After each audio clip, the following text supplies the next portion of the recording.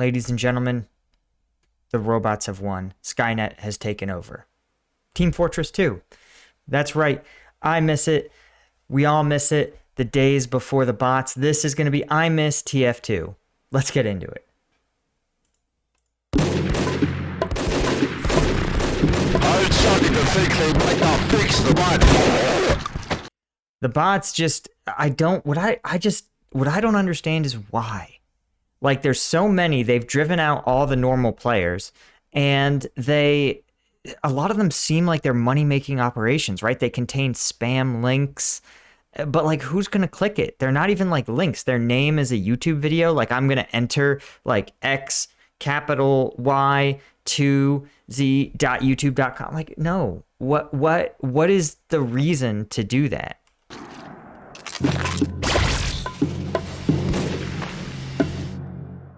My name's Funk. Maybe you remember me, maybe you don't. I used to be synonymous with Team Fortress 2. It was all I played, all I talked about. I love somebody who's just like, I was Team Fortress 2. Okay, Grandpa. Okay, we could have gone to state. Became who I... It's like, honestly, this is like the people who tell me what major they were, as if that gives them special knowledge, like beyond the age of like 25. Like, if you've done anything since you've graduated college, you've learned just how preposterously irrelevant most, at least 70% of college classes are. Who I am today, playing this game, a YouTuber, an animator. Thank you. Unlist. Oh man. Yeah, you wish you could have an unlisted video get 1,300 views. I actually learned that if I put an unlisted video in a playlist, and I always try to sort out my videos by playlists, they still appear in the playlist. And so they'll start to accrue views just like that. And at first I thought it was some sort of like spooky ghost views, but then someone was like, hey man, I was watching this playlist and I found this video that I've never seen before. And I was like, oh, that's because you weren't supposed to see it. Archimedes. You've got mail. Whew. Which is why 3 years ago, when I made my last video about it, I figured it wouldn't be the last. My plan was to release that, try some other stuff for a while, and then come back for the next major update. Oh, man. Weeks became months, became years, and now here we are. I've watched myself go through all 5 stages of grief: denial, anger, bargaining, depression, acceptance. I mean, here's the thing. People still play. It still has a huge player base.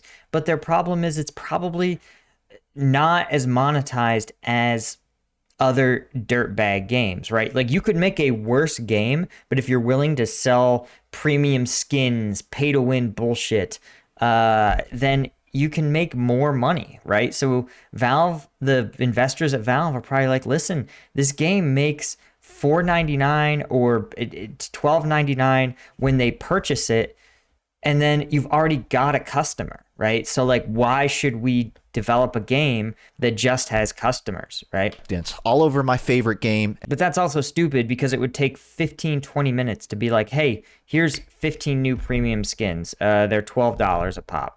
Then now you've got someone funding more devs to come in and actually help this game out. And at this point, I need some form of closure. So I'll just say it. I miss Team Fortress 2. That might be a little confusing. The player count's higher than ever. The game is still getting hats.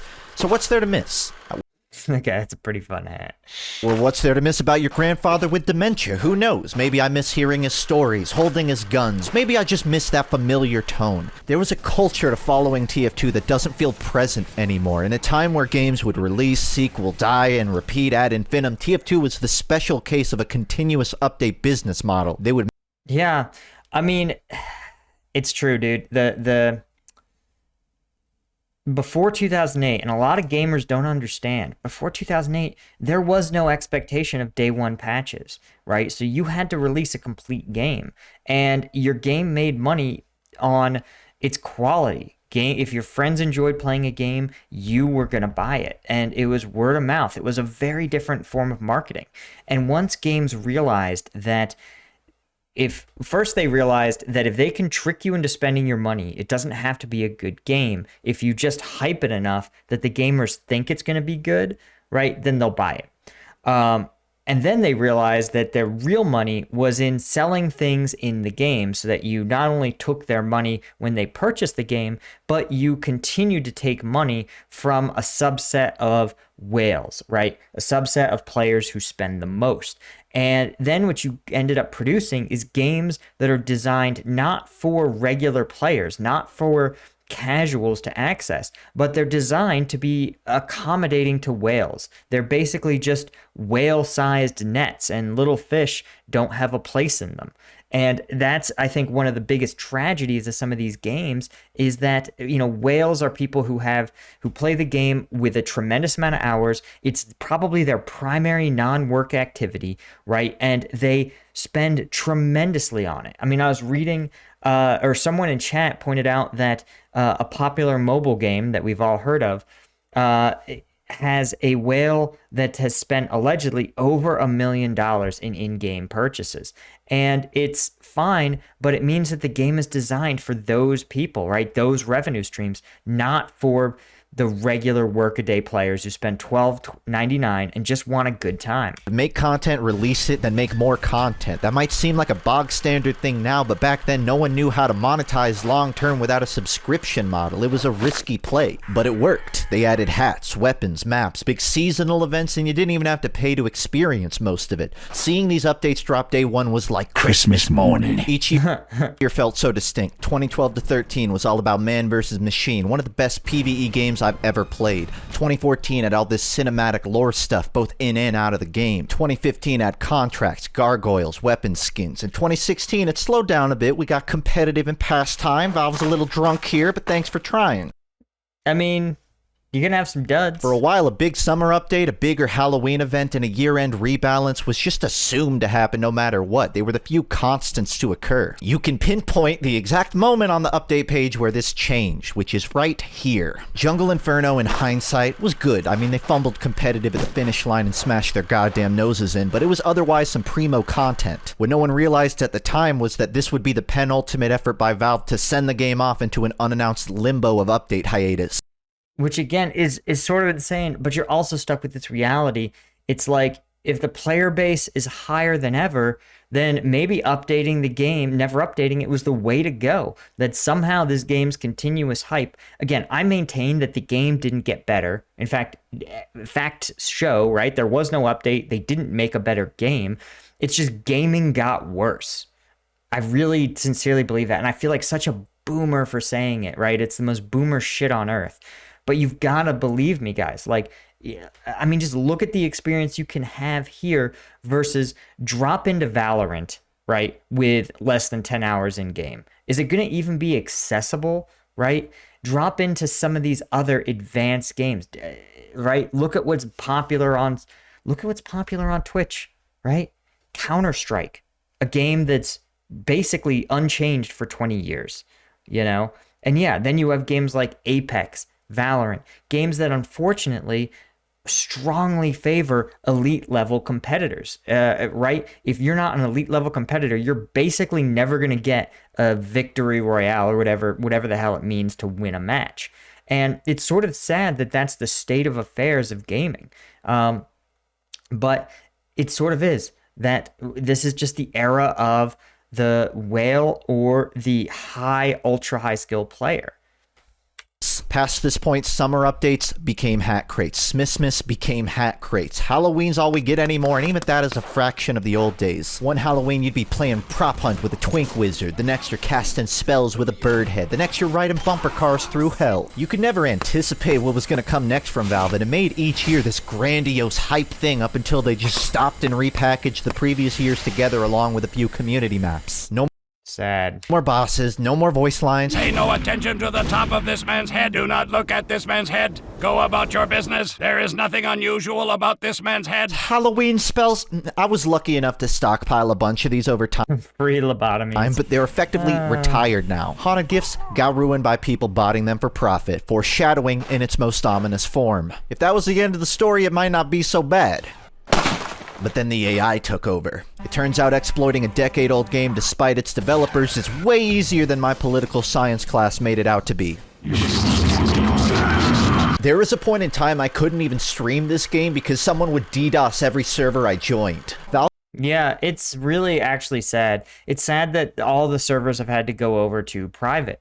But that said, it's a testament to the fact to the game's longevity that even though you have to join on a community server to avoid the bot problem, and that something as basic as thwarting these bots and bot behavior can't be done. And that's, I think, the most frustrating thing is that the game it would take a small investment from Valve to eliminate the bot problem.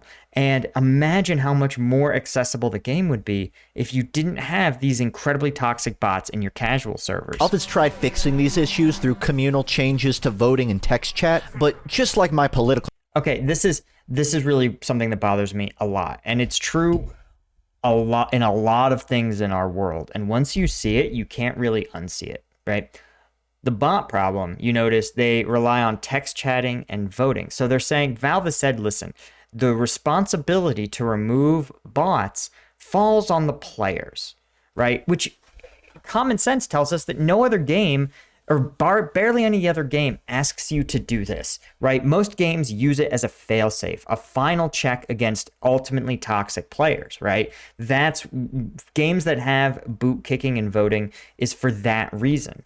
But almost every other game relies on automated systems that make the environment unsustainable to run a bot, right? They'll quickly detect bot behaviors. They will literally be able to identify what if you're running botting software, and the game will boot you automatically. So the question to ask yourself is, why has Valve chosen to, instead of implementing a solution that removes bots at their level, why have they pushed it onto the users themselves to manage the bots? Well, then when you try to play, right, who do you get mad at when you can't boot a bot? You get mad at the other people who won't vote to kick. And this is the problem, is that it actually channels your anger away from the entity that can solve the problem, i.e. Valve, the dev, and channels it into other people who are actually experiencing the same problem, or whose only crime is not being engaged in solving the problem. The idea that, and they do it with almost every single hot button political issue, right? They divert the problem when it should be solved by basically common sense regulation, a simple law, right? An easy piece of legislation, or a decent regulatory environment, right? And they pawn that down to the lowest level, to the average consumer, right? The average American is busy. They work more hours than ever. They have less in savings. They're barely trying to get by. And yet there's this expectation that they become climate change experts, social policy geniuses, right? They're not. That's why we elect people, so that we can find, in an ideal democracy, you find smart people. You say, listen, I don't have the time to figure out a good Middle Eastern policy, right? I don't have the time to figure out how to support, Ukraine against Russia. So I'm going to elect these smart people, so when these crises come, they can learn about them and they can implement solutions that make sense. So this idea that it's our responsibility the average person's responsibility to support cause X, Y, or Z is nonsense. It's bullshit. And you should understand, if someone tells you that a problem isn't their fault, it's actually your fault as a general public, they can go fuck themselves. And they are doing it to divert your attention away from the fact that they have failed by creating this. Science class taught me you can vote the bad people out, but that won't stop them from showing up again. Oh, great monkey's paw, I doth truly miss man versus machine. Won't you grant me a new MVM experience to enjoy?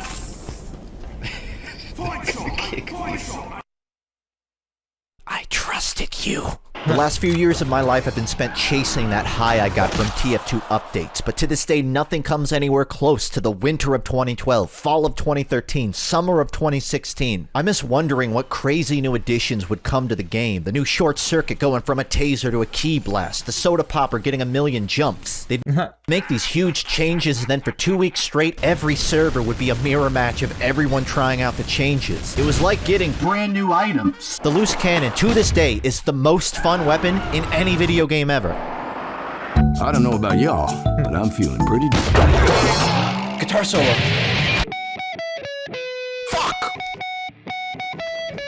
God, we've all been there, man. It's what made people I've heard there's actually no one doing guitar music anymore. That's what MGK alleges. so excited Another tragedy. to get new items, to play the game in a new way. I miss getting excited for SFM movies, comic releases. The TF team could sneeze on me and I would wear their brown starfish like a hockey mask. No questions asked. Thank you very much. Okay. Creepy. That's just really creepy. That said, I really should take a look at the comics. These major content patches ate up thousands of hours of my life, countless dollars on MVM tickets, so many other personal milestones, crafting a 33 tux, finding my first Australian, participating in the Saxy Awards, trading up to my first Unusual. I spent my life from 15 to 19 playing religiously. Now I'm an old man going on 25 and got Damn. Dunzo. Okay, well, he's right at the boundary where he needs to stop talking about political science classes in university. Sorry, bro. God damn it, I'm still obsessed with it. The marching clock of time terrifies me for many reasons, but one of them is having to see this game limp along not in grace, but rather despondently ambivalent to how erratic its development has become. Yeah, this is the real thing, man. This is the tragedy of getting older, is that you're going to see all the things you used to love either die off in their glory or live long enough to get TF2'd. No more Christmas rebalances, no more experimental game modes, and I mean everything, right? They'll regulate away everything you've loved, every person. It's all going to just slip away from you. So you have to enjoy it, right? But here's the thing, every other bad thing is also going to go away. Everything you hate will eventually come to an end. So, you know, take the good with the bad. That's what Buddhists say. Maybe they're onto something. No, it's not over. I know the game will probably eventually get big updates, but that is now an outlier to the static, unchanging, undying status quo. I love TF2, and I miss it. Poor guy. Ooh, a clip.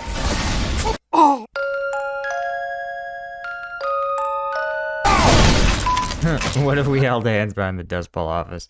It's pretty good. All right, guys, that was a good one.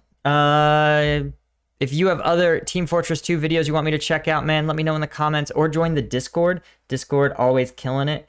Also, if you want access to some exclusive content, check out the Patreon. Thanks to, oh my God, thanks to our Lieutenant tier patrons, Cole Foster, Command Unit, Caffeinated, Jacob Flavius, Chris, Dr. Shadowcop, Porter World, Time, Brandon Arbor, Just Tell, Ruin, Astro Hunter, and 01 Joker. All right, that's it, guys. Catch you in the next one.